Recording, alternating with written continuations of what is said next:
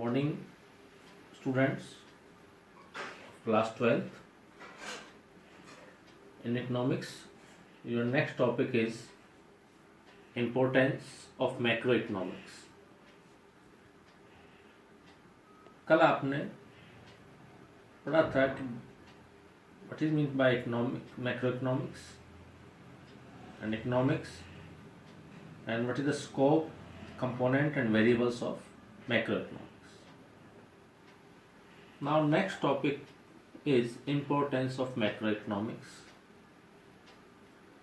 Macroeconomics की importance क्या है, या ये समझिए कि आप मैक्रोइकोनॉमिक्स आप जब आगे पढ़ोगे तो कौन कौन से कंसेप्ट्स, आप कौन कौन से चैप्टर्स पढ़ोगे, वही इम्पोर्टेंस ऑफ मैक्रोइकोनॉमिक्स है। जैसे first point, it measures the calculation of national income. Means कि मैक्रोइकोनॉमिक्स ने मेजरमेंट की नेशनल इनकम की, और नेशनल इनकम को हम NY से नोट करते हैं because N is and national, national and किस चीज को, नेशनल को करता है Y income. So it measures the calculation of national income. कल मैंने आपको बताया था कि नेशनल इनकम की मेजरमेंट की जाती है by the income method, by the expenditure method and by the output method. Clear? Deeply explain में हम इकोनॉमिक्स के ही, मैक्रो इकोनॉमिक्स में ही थर्ड चैप्टर में पढ़े। Second point, it help us to understand the leakages and injection in circular flow of income. Point समझने का है। आपको लगता होगा कि सर एक एक पॉइंट तो इस तरीके से डीपली जा रहे हैं तो चैप्टर तो इतना नहीं है वेटेज मार्क्स के अकॉर्डिंग, बट ये कंसेप्ट्स आपको जो आने वाले चैप्टर्स हैं जिसमें मार्क्स की वेटेज है उसमें आपको इजी कर देंगे और आप जल्दी से वो चैप्टर्स इजीली समझते चले जाओगे। इन कंसेप्ट को समझने के बाद में इजीली आप कर लोगे, इसलिए यहाँ पे सारे कंसेप्ट को समझना बहुत जरूरी है। It helps us to understand the leakages and injection in circular flow of income. Actually क्या है circular flow of income? Next chapter ही आपका circular flow of income है। circular flow of income economy में फ्लो चलता रहता है, income का फ्लो चलता रहता है। ये हमारी इकोनॉमी होती है, ये हमारी इकोनॉमी, ये फ्लो चलता रहता है इनकम का। जैसे मैंने आपको बताया था कल भी आपको इकोनॉमिक्स के पॉइंट ऑफ व्यू से, expenditure of one person, income of the another person. तो एक्सपेंडिचर किया, दूसरे को इनकम मिला, ठीक है, इनकम हुई तो उसने क्या किया, कंजप्शन एक्सपेंडिचर किया, फिर उसके बाद कुछ सेविंग की, consumption expenditure one person, income of the another person, income हुई। तो इस तरीके से ये आपका सर्कुलर फ्लो ऑफ इनकम चलता रहता है। जिस टाइप से आपने करंट में लॉकडाउन के टाइम पे आपने क्या देख रहे हो कि जैसे सर्कुलर फ्लो ऑफ इनकम हमारा क्या हो गया, कम हो गया circular flow of income. Obviously कि एक्सपेंडिचर कम हो गया है, इन्वेस्टमेंट कम हो गया है। अब आपने देखा होगा कि ये इकोनॉमी में जब सर्कुलर फ्लो ऑफ इनकम कम हुआ तो दो चीजों से होता है, लीकेजेस हो जाना, लीकेजेस मीन्स रिसाव हो जाना, इकोनॉमी में से लीकेजेस होगी तब सर्कुलर फ्लो ऑफ इनकम कम हुआ होगा। जैसे कहते हैं ना, पाइप में पानी का पाइप आपने लगाया, फ्लो में अच्छा फ्लो चल रहा था तो आप कहते हो कि पता नहीं कैसे इसका फ्लो कम हो गया, तो आप क्या देखते हो कहीं से पाइप मड़ा हुआ तो नहीं है, कहीं से उसमें कोई छेद तो नहीं होगा, कहीं छेद हो रहा होता है तो आप देखते हो अरे ये है लीकेजेस हो रही है। तो इसी प्रकार से इकोनॉमी में लीकेजेस हो जाती है। और लीकेजेस किस टाइप में होती है, सेविंग के टाइप में, क्योंकि सेविंग जो हम कर देते हैं तो उससे सर्कुलर फ्लो ऑफ इनकम कम हो जाएगी। क्यों? क्योंकि expenditure one person, income of the another person होता है। सेविंग आपने बैंक में कर दी, आपने रख ली, घर रख ली, तो वो पैसा इकोनॉमी फ्लो में नहीं आया, उसका कोई यूज नहीं हुआ उसका। Next, taxation. टैक्सेशन आपने टैक्स सेशन कर दिया, आपने टैक्स दे दिया आपने। जैसे मैं आपको भी क्लियर नहीं हो रहा होगा। फॉर एग्जाम्पल, जैसे मान लीजिए आपके पास 1000 रुपीज है, 1000 रुपीज में से आप कह रहे हो कि मैंने इसमें से 100 रुपीज आपने क्या कर लिया, सेविंग कर लिया। आपने सेविंग कर ली। तो आपके पास अब कितना बचा? 900 में से आप कह रहे हो कि मैंने ना टैक्सेशन कर दिया, टैक्स दे दिया आपने 200 रुपीज का, 200 रुपीज टैक्स किया, तो अब वो कितना हुआ? 700 लास्ट में। इतना आपके पास में क्या बना? मार्जिन प्रोपोज टू कंज्यूम बची, आपने कंजप्शन एक्सपेंडिचर आपका इतना हुआ। फिर वो कहता है कि इंपोर्ट कर दिया है। इंपोर्ट मीन्स कि आपने विदेश से कोई पैसा, कोई गुड्स को आपने परचेज किया, तो परचेज के मान लो आपने 200 रुपीज की कोई गुड्स परचेज किया आपने, इंपोर्ट मीन परचेज करना विदेशों से, तो 200 रुपए आपने, वो पैसा हमारी इकोनॉमी में नहीं गया, वो पैसा बाहर की इकोनॉमी में चला गया, हमारी इकोनॉमी में से वो क्या हो गया? लेस हो गया, 200 यहां से लेस हो गया, तो केवल कितना बचा? 500 रुपीज आपने, वो केवल आपके पास बचे कंजप्शन एक्सपेंडिचर के लिए। तो आप केवल वो इकोनॉमी में फ्लो कितना बचा आपका? 500 का। अगर सेविंग और इंक्रीज कर दें हम, टैक्स और इंक्रीज कर दें, इंपोर्ट्स को इंक्रीज करें, तो 500 से भी लेस हमारे पास बचेगा। तो समझ में आ गया होगा, आपको क्लियर हो गया होगा कि ये तीनों term saving, taxation and imports economy में लीकेजेस करती हैं। अब इस लीकेजेस को रोकने के लिए हम क्या करते हैं? इंजेक्ट करते हैं। ठीक है, सर्कुलर ऑफ इंजेक्शन, इसलिए इसका इंजेक्शन नाम दिया। इंजेक्ट करते हैं कि जिससे इकोनॉमी में फ्लो को बढ़ाया जाए। किसको? सर्कुलर फ्लो ऑफ इनकम को। किसके द्वारा? इन्वेस्टमेंट के द्वारा। इन्वेस्टमेंट के द्वारा कैसे? क्योंकि इन्वेस्टमेंट भी क्या होता है बेटा? इन्वेस्टमेंट हमारा क्या होता है? इन्वेस्टमेंट भी एक्सपेंडिचर होता है। इन्वेस्टमेंट क्या होता है? एक्सपेंडिचर होता है, क्योंकि एक्सपेंडिचर 2 टाइप्स का होता है।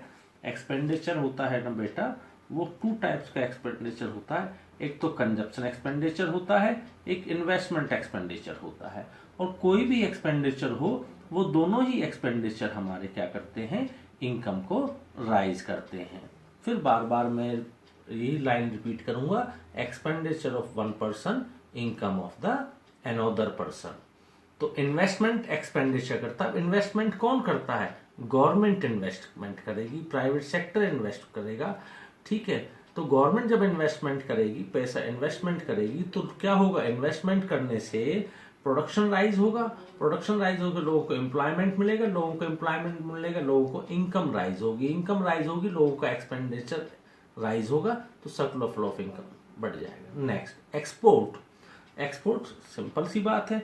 एक्सपोर्ट मीन्स जब हम क्या करते हैं, कोई गुड्स फॉरेन में सेल की जाती है, एक्सपोर्ट करना होता है। जब गुड्स का फ्लो बाहर जाता है, विदेशों में जाता है, तो क्या होता है? हमारे पास फॉरेन एक्सचेंज, जो फॉरेन करेंसी है, वो हमें मिलती है। विदेशी पैसा हमें क्या होता है? फॉरेन करेंसी, वो हमें प्राप्त होती है। तो फॉरेन करेंसी जो हमें मिलेगी, तो इकोनॉमिक फ्लो हमारा बढ़ जाएगा। जिस तरीके से इंपोर्ट से हमारा फ्लो ऑफ इनकम कम होता है, क्योंकि पैसा हमारा दूसरे देश में चला गया। एक्सपोर्ट से हमारे पास दूसरे देश का पैसा हमारे पास आया, तो बढ़ेगा।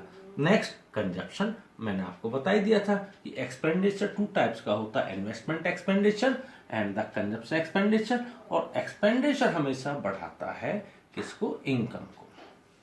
Is it clear? Next point, with the help of macroeconomic aggregates like government revenue, expenditure, it becomes easier formulation of government budget.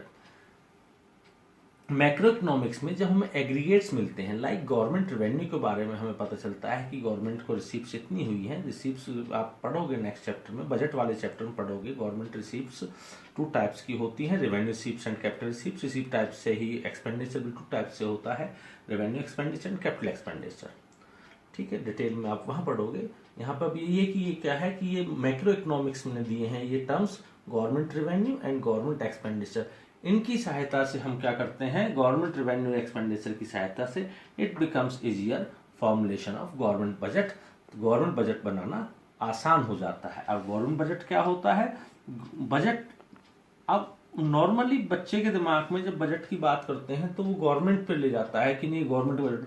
No, budget तो किसी भी फैमिली का भी हो सकता है, एक इंडिविजुअल पर्सन का भी हो जाता है। और ये केवल क्या होता है? एक ये स्टेटमेंट होती है। बजट क्या? एक स्टेटमेंट होती है जिसमें डिटेल होती है किस चीज की?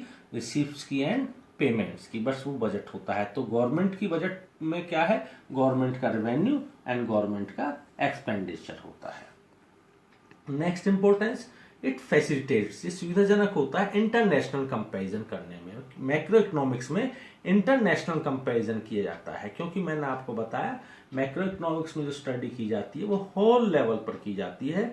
It means it facilitates international comparisons by providing information. Macro economics information provide कराती है about the surplus and deficit of balance of payment, कि यहाँ पे बैलेंस ऑफ पेमेंट के बारे में, सरप्लस की बीओपी हमारा प्लस में है या बीओपी माइनस में है। आप इसमें ही मैक्रो इकोनॉमिक्स में भी चैप्टर पढ़ोगे बैलेंस ऑफ पेमेंट का, जिसमें 2 टर्म्स होती हैं, balance of payments and balance of trade. ये एक देश का दूसरे देशों से जो लेन देन होता है, जो ट्रांजेक्शन्स होती हैं, तो उसके बारे में डिटेल्स रखते हैं। तो सरप्लस का है या डेफिसिट का है, ये सारी डिटेल आप कहाँ पढ़ोगे, मैक्रो इकोनॉमिक्स से। इट मीन्स कि आपको कंफ्यूज नहीं होना है जब क्वेश्चन आ गया what are the importance of the macro economics, कोई कंफ्यूज होने की जरूरत नहीं। जो चैप्टर्स आपने मैक्रो इकोनॉमिक्स में पढ़ोगे वही चैप्टर्स के बारे में डिटेल आपको डाल देनी है 1 लाइन में, कि भाई measures the calculation of national income, it helps to understand the leakages and the injections with the help of macroeconomics by government budget and government revenue expenditure की सहायता से।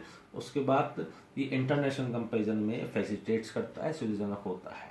ठीक, तो ये हमारा topic importance of macro economics clear हो गया। Now next आपका होता है what is the micro economics and macro economics. कल मैं आपको डेफिनेशन मैंने आपको बता दी थी।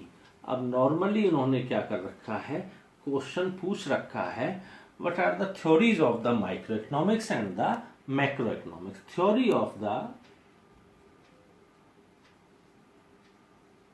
Theory of micro economics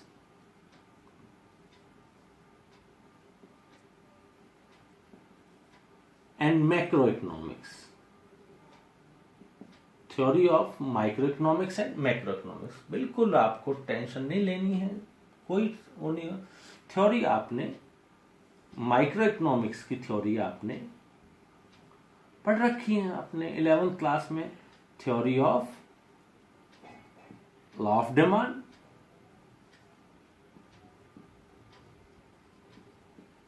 law of supply,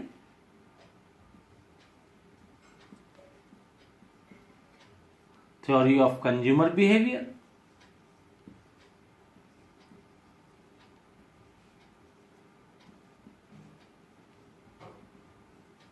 and theory of producer behavior।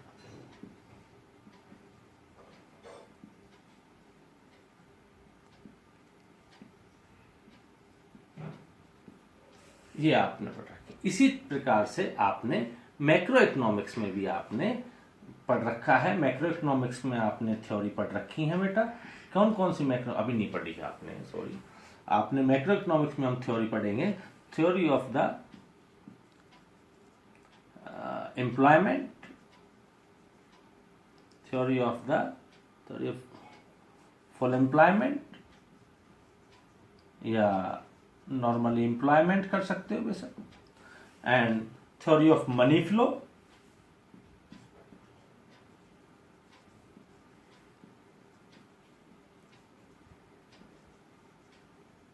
Theory of inflation,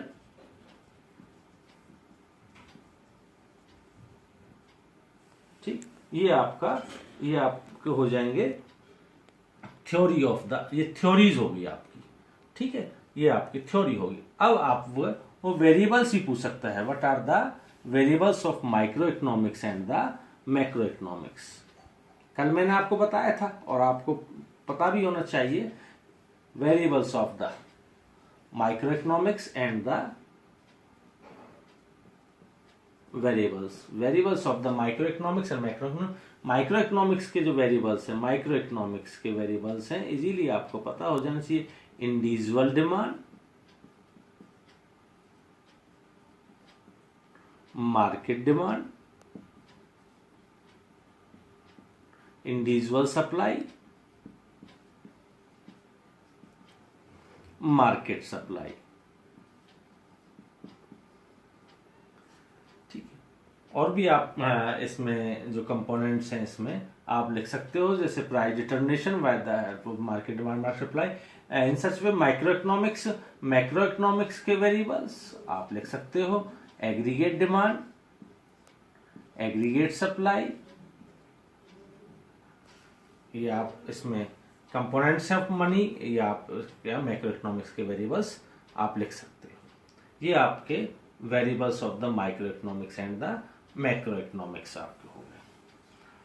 next point है आपका interdependence of the micro economics and the macro economics. Interdependence,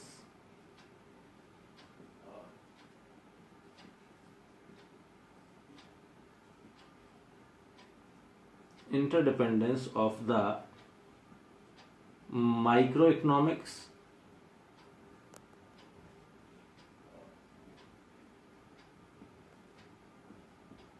and macroeconomics.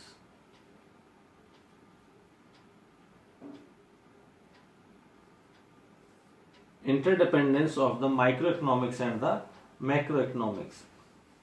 सबसे पहले और मैं क्लियर कर देता हूं आपको, both micro and macro economics both are interdependence to each other.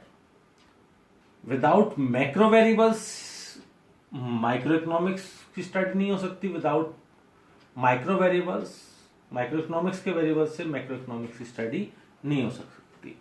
सबसे पहले मैं आपको बताऊं, interdependence microeconomics depends on the macroeconomics. Microeconomics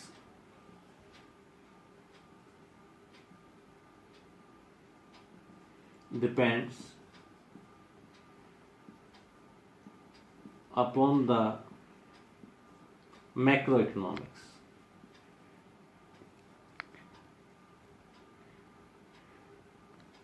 कैसे? For example, increase in overall increase in overall tax rate increase कह दो या डिक्रीज कह दो।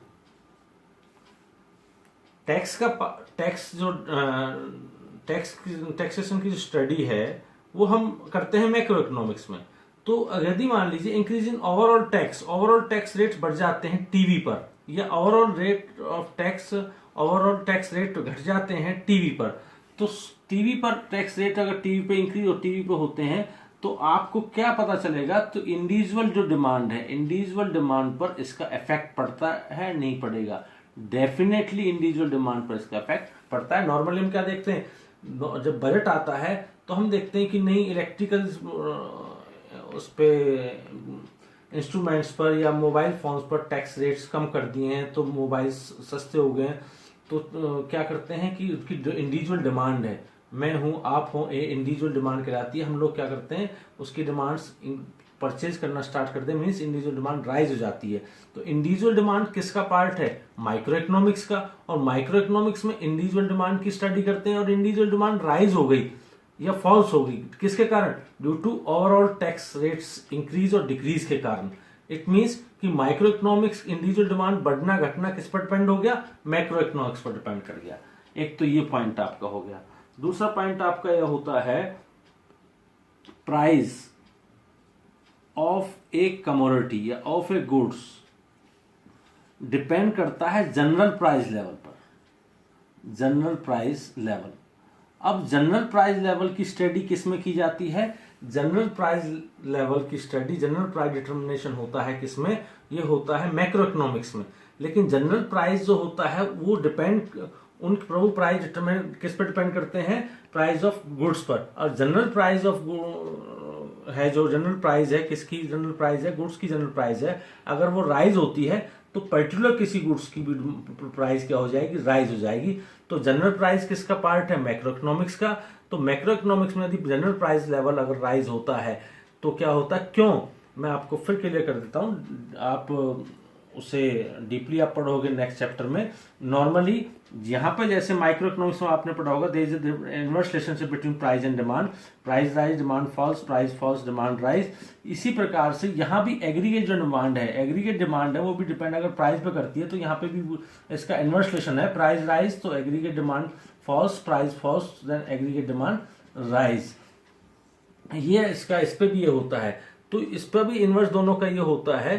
तो इसमें भी क्या होता है कि यदि मान लीजिए आपका जो प्राइस है जिस तरीके से प्राइसेस में चेंज होगा मैक्रो लेवल पर, तो इन माइक्रो लेवल पर भी प्राइसेस में उसी तरीके से चेंजेस आएगा। तो माइक्रो इकोनॉमिक्स से जो प्राइस की स्टडी है वो डिपेंड किसकी है, मैक्रो इकोनॉमिक्स की जनरल प्राइस लेवल की थ्योरी पर। तो इसलिए माइक्रो इकोनॉमिक्स डिपेंड होगी मैक्रो इकोनॉमिक्स पर। तो आज के लिए बेटा इतना ही। ये कंसेप्ट आपको मैंने इंपॉर्टेंस ऑफ मैक्रो इकोनॉमिक्स और आपको what are the theory of the micro and macro economics and variables of the micro and macro economics and interdependence of micro economics and the macro economics, कि micro economics किस तरीके से depend करती है macro economics पर। 2 points मैंने आपको बता दिया था, ये आप ध्यान से इसे पढ़ना देखना, सारे कंसेप्ट्स आपको क्लियर हो जाएंगे। और आज जो ये कंसेप्ट क्लियर होंगे नेक्स्ट चैप्टर में हमारे लिए बहुत हेल्पफुल होंगे, हम इजीली सारे कंसेप्ट को समझते चले जाएंगे। थैंक यू बेटा।